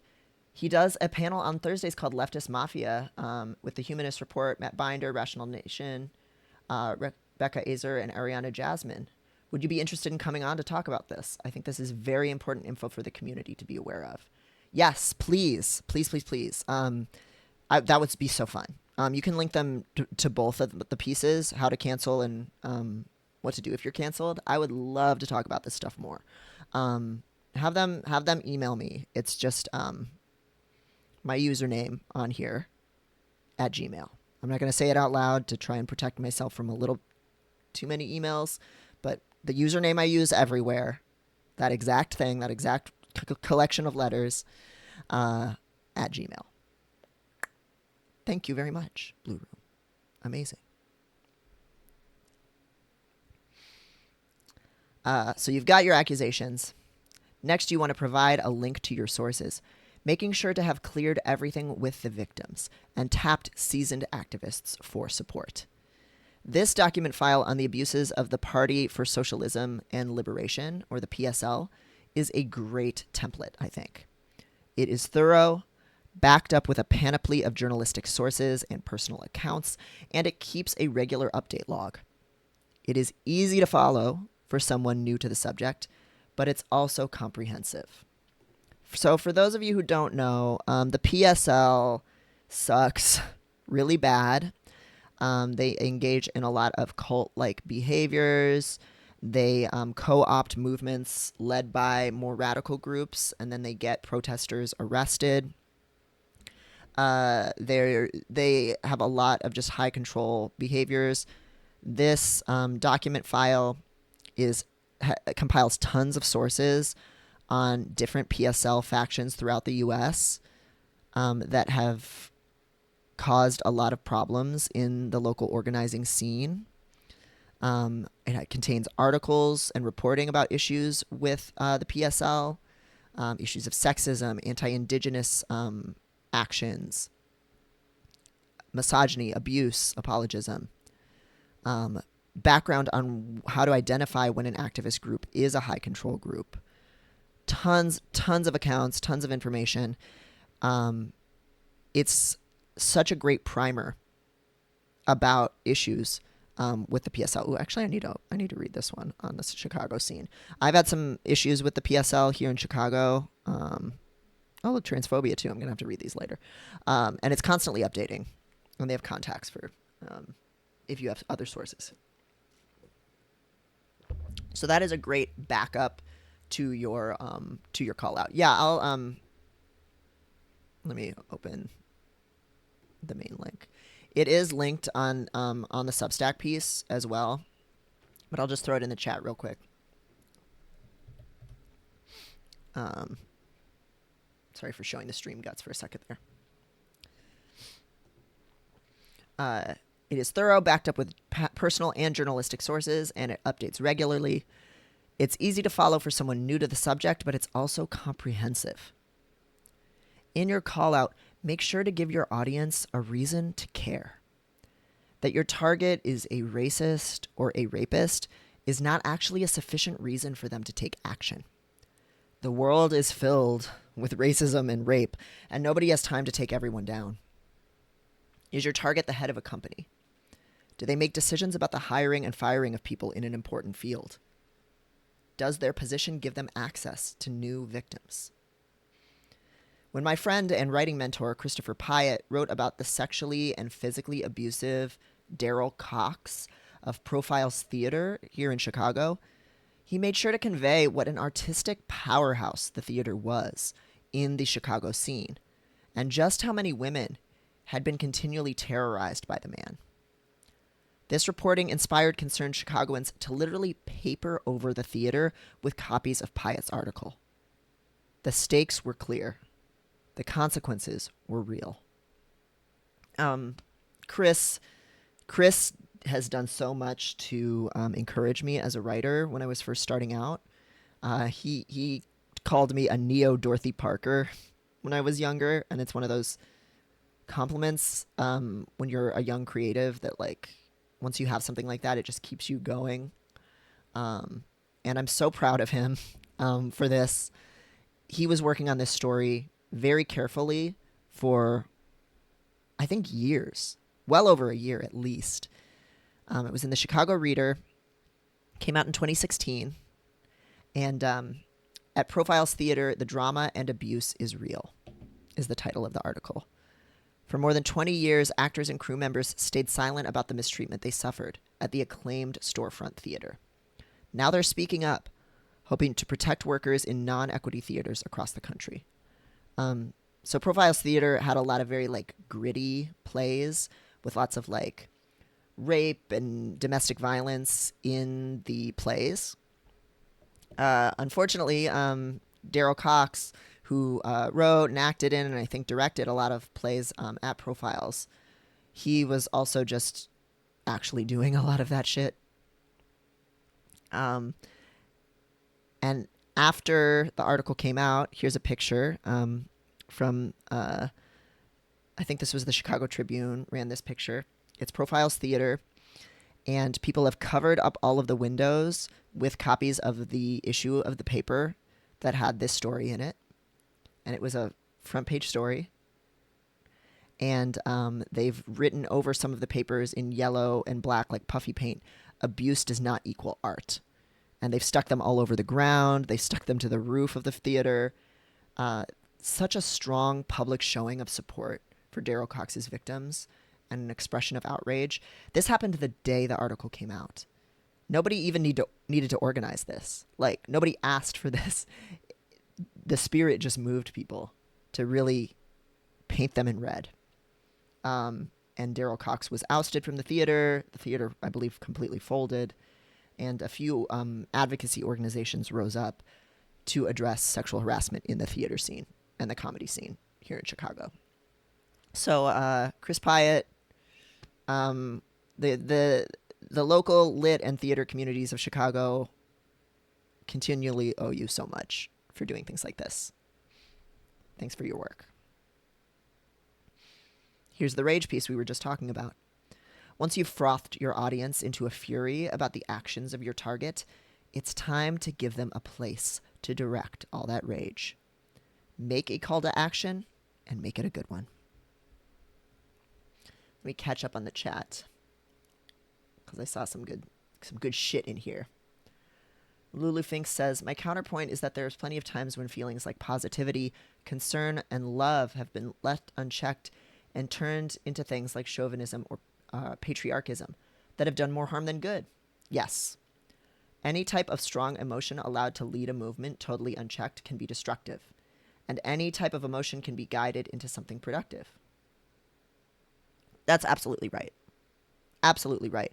And when people think they have like the righteous cause and they get really high on their like ally supply, they can be so boorish and steamrolling, patriarchal, white supremacist, all that shit. Emotion is a good fuel, but you need to have direction, I think is probably the takeaway we can probably all agree on. Emotion is a good motivator, but it should not be your guiding force. It's the fuel. It's not the like rudder or something. I don't know how things work. I think the most important thing not to lose sight of is the agency and voice of the harmed and oppressed people in question. Absolutely. What is best for them and what they want is more important than winning. It is more important than getting the numbies. All that shit. You have to remember like who you're trying to benefit. And Blue Room, I will have a VOD for this on YouTube, by the way, too. So I'll probably put that up tonight or tomorrow. So you can also share the YouTube VOD with the Surfs TV if that's helpful to them. Sad to hear that the PSL has a presence in Germany, too. Hey, Maddie. Hello. Welcome. Good to see ya. I hope your ears were burning because we were saying good things about you earlier, as always. We're running through to the last few bullet points on this article before I have to jet off to get my teeth cleaned. A Alliance says, it's reminding me of that MLK quote about love without power as well as power without love being useless. Yes, you got to have your head on straight.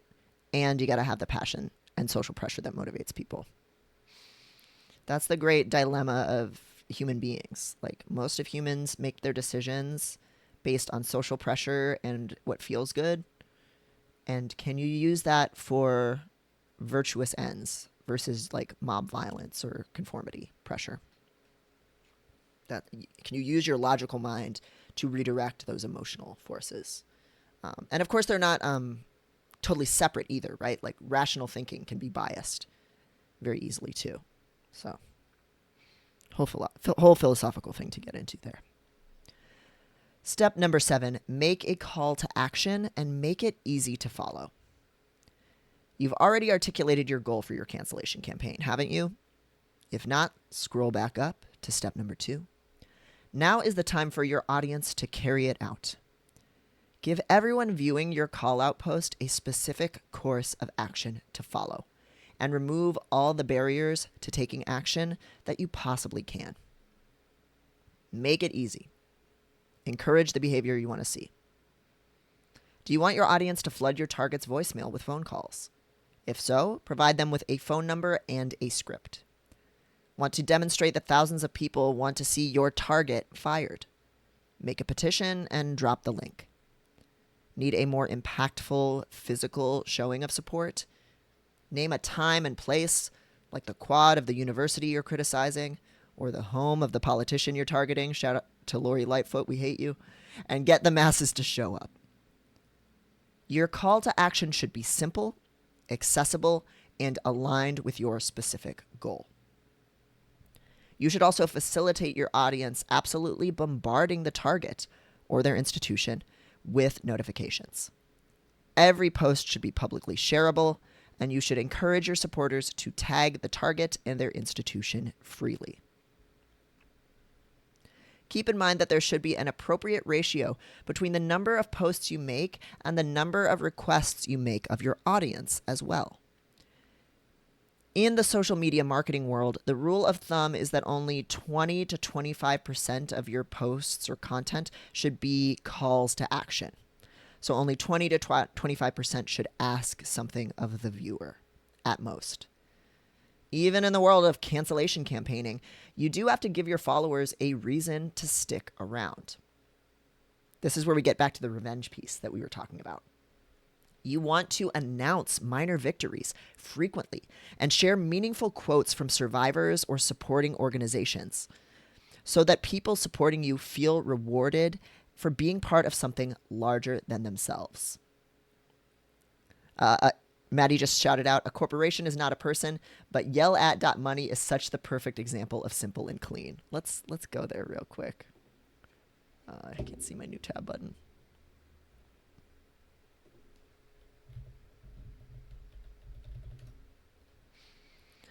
Protect queer creators and sex workers, tell payment processors to stop. So, we've been talking about the censorship of sex work and erotic content on the internet and how that's led to censorship on itch.io, Steam, and the whole internet, Patreon. These are the numbers to call if you want to tell your payment processors that you don't want to see smut censored, erotic and queer art censored. There's instructions for who to talk to specifically, like the concierge service if you're contacting MasterCard. They got emails, they got mailing addresses if you're phone shy. They got petitions. They got all kinds of sources. One thing that I would like to see here is a script. Am I missing a script? Because that really helps the phone shy. Just like a couple, like one or two sentences of what to say is always really helpful. But other than that, this is like perfect. How to contact, how to do it, just the information you need. And it's easy to read. It's very accessible design principles too. So announcing minor victories. This is something that you see in like union organizing all the time. There was a unionizing push at the queer clinic, Howard Brown Health, the last couple of years. And it's a long process to get a successful unionization push. And so what the organizers did was every time they had a little victory, they thanked people. They said, thank you for showing up. We had a rally. This many people showed up. Howard Brown agreed to meet with us. We're at the negotiation table. Here's what they've conceded so far, but it's not enough. So here's how you can help us in the next steps. People really need to feel like they are part of something meaningful. And the way that you do that is you thank them and you show them that what they've done so far to support you has made a difference. Whether that's, ooh, you've made this horrible abuser scared, or like, ooh, they're coming to the negotiation table. Or we had this many people show up. We had this many signatures. McDonald's is losing this much revenue.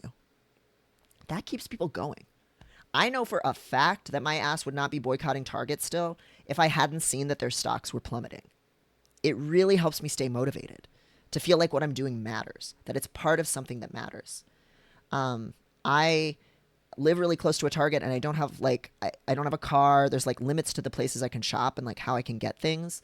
Amazon's evil too. So like I would have told myself at a certain point, oh, it's okay. I can go to Target for this, that, and the other thing.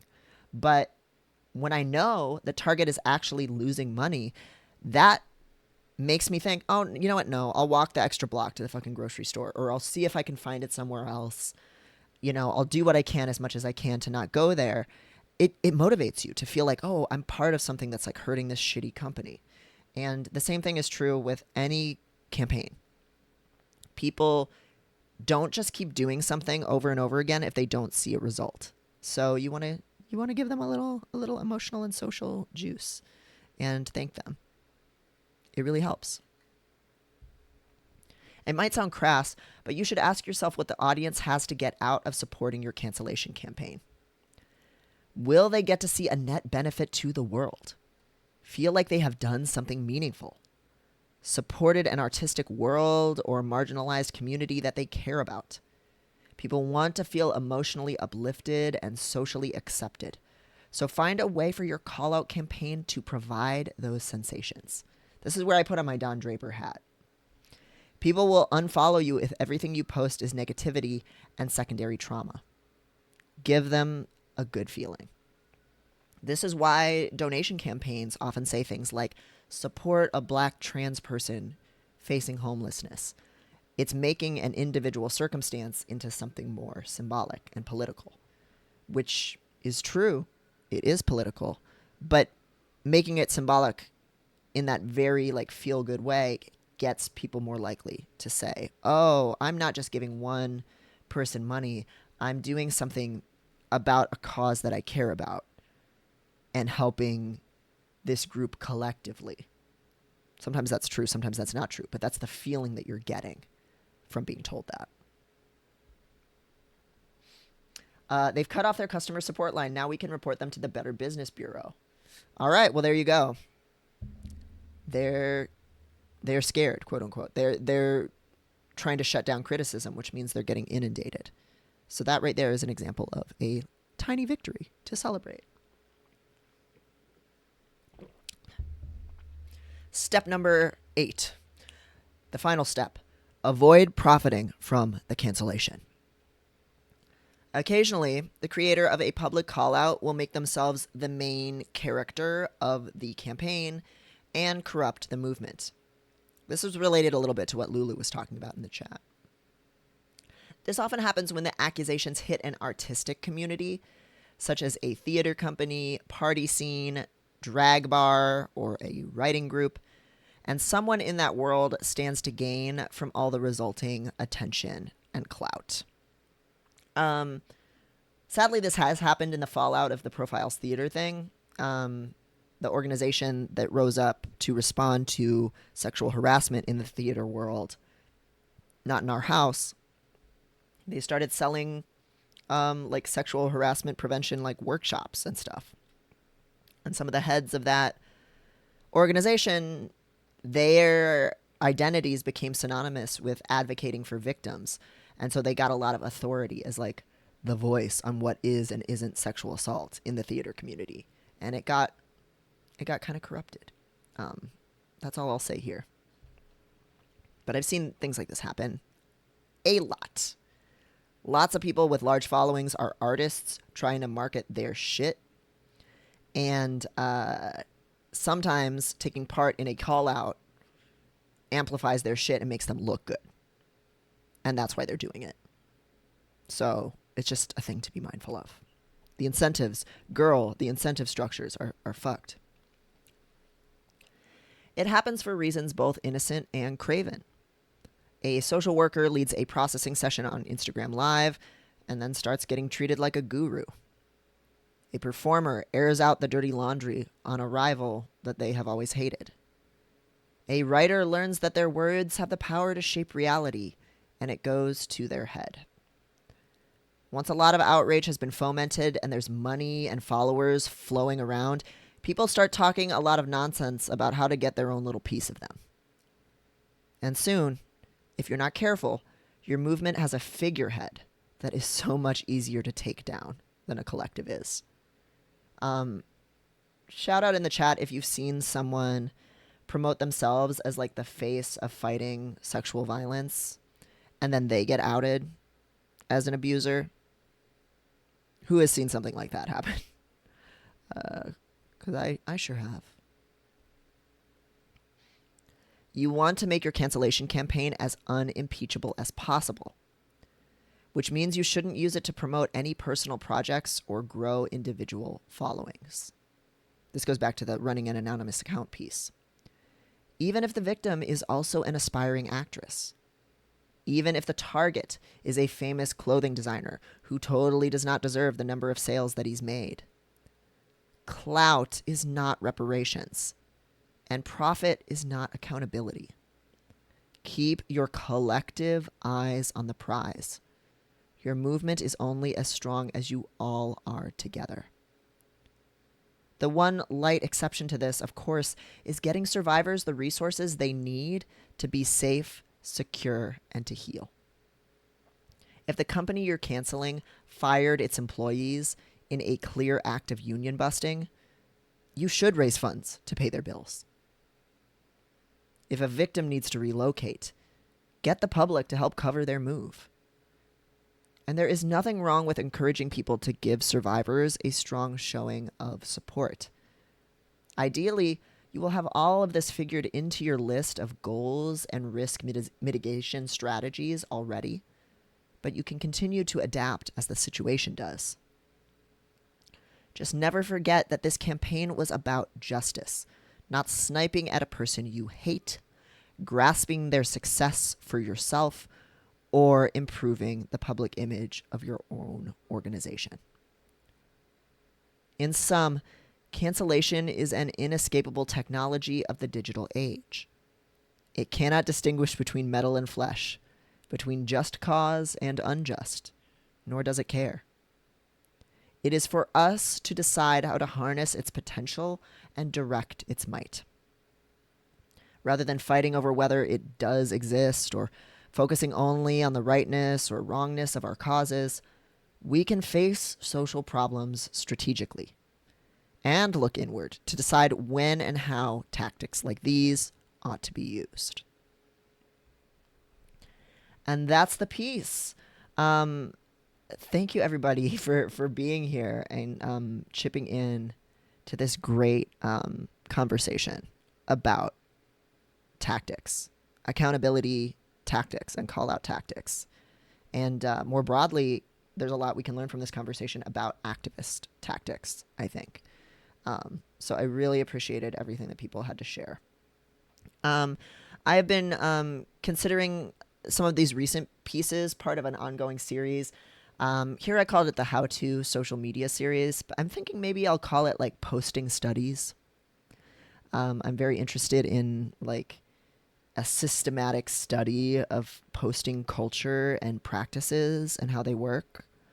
So that might be the tag I start using on Substack, Posting Studies. I've been meaning to tag things that. So another entry in that series was, if you must, here's how to be a content creator without crashing out or losing yourself. And then what to do if you get canceled online. Yes, I've listened to 10,000 posts, Lulu. That's in the social realm of like Abigail Thorne and some of her homies who, there's a reason Abigail Thorne is so good at navigating criticism online with class and restraint. And I think it's because she, comes from a milieu of like friends who are really who study this stuff. And she's seen like people that she's worked with fumble online, let's say. So downside is there's like a billion jillion episodes, but they have some real good ones. I need lots of podcasts because I go on these long, ponderous bike rides and walks and things, and it helps me do the dishes and all that good stuff. So I love me a podcast. And I'm already all the way through with The Bald and the Beautiful. So I need some something else too. I met a girl who has a friend who knows Abigail Thorne. So now I know someone who has a friend who knows Abigail Thorne. Transgender version of knowing a celebrity. I know. I someday I'm gonna meet a famous trans person. I mean, there's tears. Max from the L Word. We're mutuals. That's cool. Nymphowars. I've heard of it. Also, hello, Slime Mage. I've heard of Nympho Wars, but I don't know her like that. Uh, oh, the lighting looks better right now. It's getting a little cloudy outside. This is we might use this lighting for the my excellent thumbnails. All right, everyone. I have got to scoot because I have a dental cleaning. I'm trying to get these wisdom teeth yanked out, and I need a referral. So wish me luck with not having to wait months for that, please. And I'm gonna find somebody to raid. Thank you, DJ on Dion. I'm sorry I always completely bungle your name. Thank you. I love getting my teeth cleaned. They always tell me I do a good job, so I'm a good little worm. So I'll have fun. Choosy. They say that in Germany, right? Choosy. I always think that's so cute. Choosy. Thank you everybody for being here. NickFa92, thank you for reading. Great discussion. Thank you everyone for sharing insight as well. Thanks for being here, Nick. Thank you to all the lurkers. If you've enjoyed these conversations, join the Piscord channel. It's just full of like cool disabled trans people talking about these things, talking about these topics. There's if you want to read my articles for free, all my writing is always free forever at drdevinprice.substack.com. No paywalls ever. Information should be free. Pirate my books on Anna's Archive. Oh my God, there's so many things to promote. If you are watching this on YouTube, thank you. Let me know how you're liking these. Let me know what's on your mind. You can always follow the streams live on Twitch. Should I move the streams to YouTube? I have more subscribers on there. I don't know. Let me know what you think. That's always on my mind. Let's see what's going on. Steph Signati is playing World of Warcraft. Oh, I'm gonna send y'all to Furball Farm, I think. Oh wait, Gremlo. I'm gonna send you over to Gremlo because I've been on Gremlo's show. Gremlo's real cool. Lefty streamer, politics streamer, talking about the DC deployment orders leaked, stolen National Guard equipment, SCOTUS to end equal marriage, most likely, and Palestine. So I'll get y'all ready to raid him. It's my pleasure to make these things as accessible as I can. I really enjoy it. And thank you guys for hanging out with me. And it really enriches the conversation so much to have people here sharing their own experiences with it. So with that, I'm going to send you on over to Gremlo. Thanks for being here. Thanks for watching. And I'll see you next time. Bye. Now I got to stop my stream.